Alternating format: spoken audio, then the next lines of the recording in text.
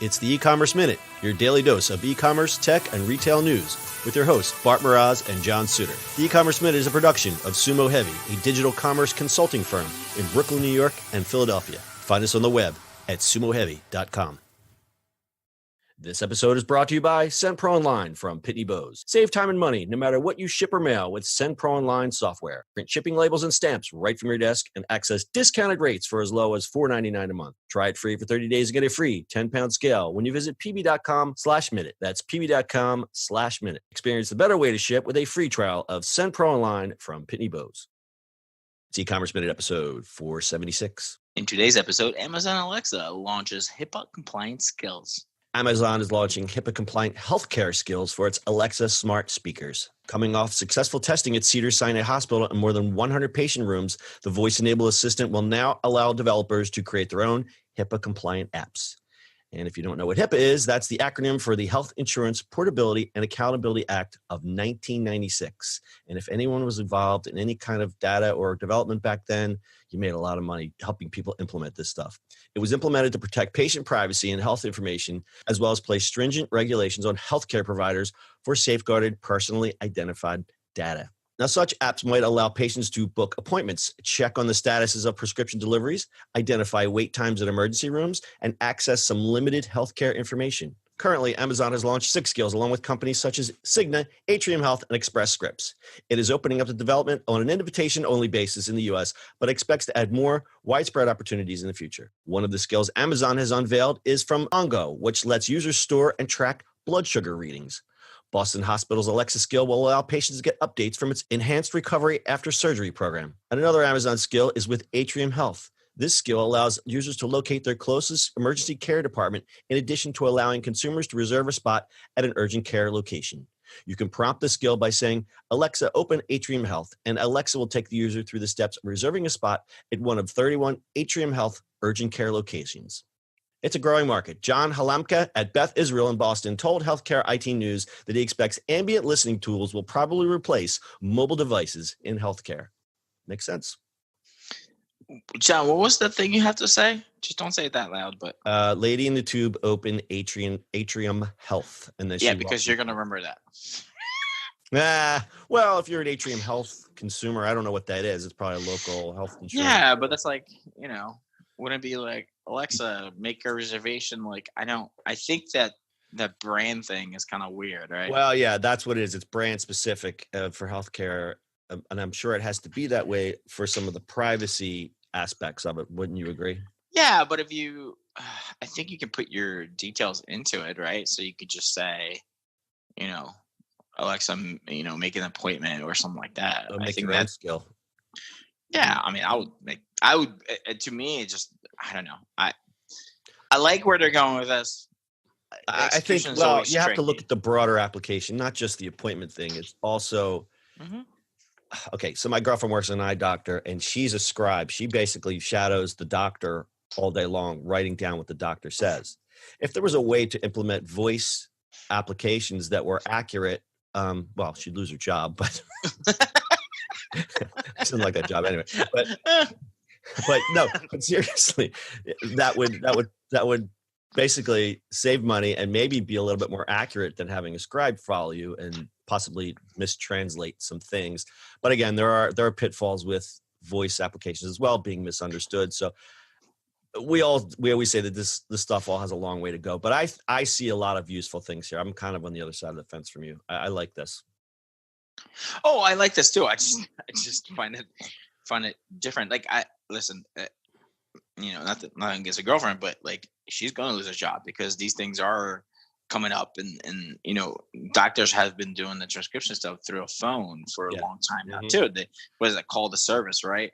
Yeah, she actually does it on a tablet now. She used to have to use pencil and paper back in the olden days, but now she's on a tablet, just checking things off. Right.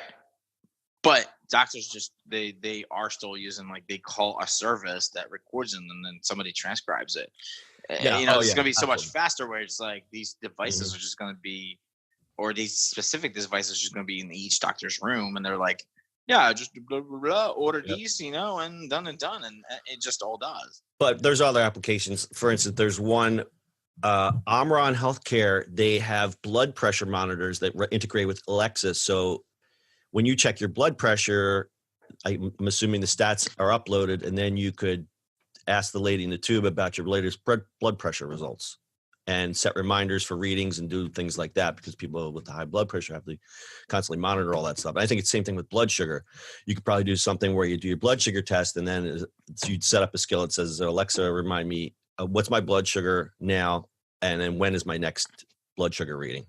And you may think that's like a simple thing, but when people get older, they get a little more forgetful and they need a little bit more insistence. That, you know, it could definitely be useful in a very healthy sort of way. And overall, any tech that goes after any consumer tech that's going after the health side is bound to be really, really, well set up for, any one of these things, between, Alexa skills or phone or AR, VR, any one of those things. Yep. I think when people are going after the health stuff, that's a biggie. Yeah, because health, that's, what do we always say? If you want to start a business, do something in health, something with old people, and something with pets. You'll always. Yeah. I mean, you kind of want to. From basics to like reminders to take your pills, right? To checking up on your grandma or your parents or any one of those things, right? Yeah, and I think that's why some of the things like FaceTime and things like that have really been helpful. Mm-hmm. Or, if you have parents that are aging and they're far away, it's, you can see them, you can talk to them, you can kind of be in the room with them, whereas sometimes a phone call is just a little ambiguous. It's like, is mom okay? I don't know. I'd have to go by the tone of her voice. Can't really tell. Right. So a lot of this technology is going to help in the medical field. All right, stat time.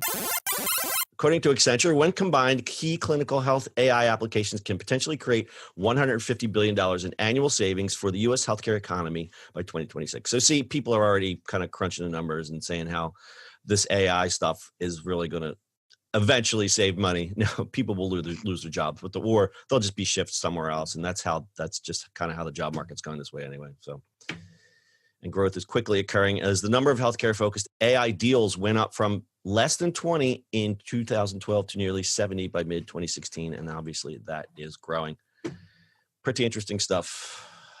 You want to tell us about today's sponsor, Bart? Stop wasting time in line to send mail and packages. Avoid all confusion trying to find the best postal rates for your business. With Simple Online for Pitney Bowes, you can send packages and mail without leaving your office, right from your desk, as low as $4.99 a month. I wish that people just deliver my stuff to my desk, not just me sending it. But you save time and money no matter what you send, from letters to packages to overnights. Starting only at $4.99 a month, you can print shipping labels and stamps right from your printer, easily compare rates using the online software, gain access to special USPS savings for letters and priority mail shipping, plus track all your shipments and get email notifications when they arrive. And for being an e-commerce minute listener, you will receive free 30-day trial to get started. As an added bonus, you also receive free 10-pound scale shipped right to your door to help you accurately weigh your packages. Go to pb.com/minute to access this special offer and get free 30-day trial plus a free 10-pound scale to get started. That's pb.com/minute. Experience the better way to ship with free trial of Simple Online from Pitney Bowes. Excellent, sir. Any closing thoughts? This is going to be a big market, sir. Yeah, I mean, Amazon is already making big moves in the healthcare field. They did the pill pack thing for $750 million. Mm-hmm. That, I believe, is just now coming online for all your Amazon pill needs. And their AWS unit launched a tool called Amazon Comprehend Medical. It's a machine learning tool that can coordinate information from doctors' notes and patient health records. See, it's all coming together. Fancy. All right, and that's your e-commerce minute for today. We will see you on the internet tomorrow.